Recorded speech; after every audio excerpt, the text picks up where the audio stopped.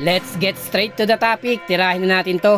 Former teammates ni Victor Wembanyama tinatarget ng China bilang naturalized import. At itong kampo ni Kai Sotto hindi mamadaliin yung kanyang rehabilitation at recovery time.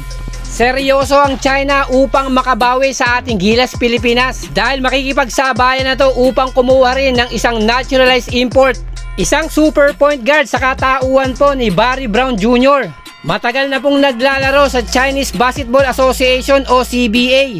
Naglaro rin sa high level of competition na NBL Australia sa koponan ng New Zealand Breakers.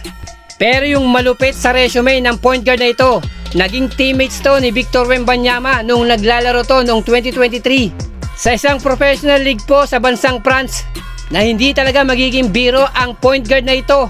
Pero kung connection lang ang pag-uusapan, madaling makukuha to ng China dahil sa ngayon nga po naglalaro ito sa CBA.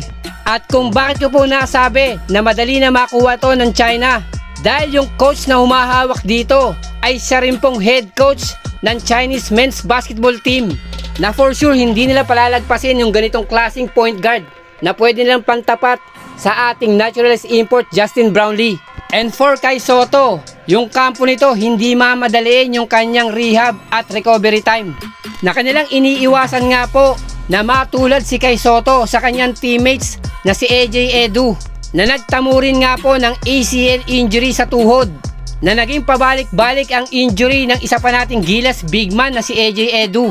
Kaya no doubt isasakripisyo ni Kai Sotto yung mga parating na laban ng Gilas Pilipinas na wala siya.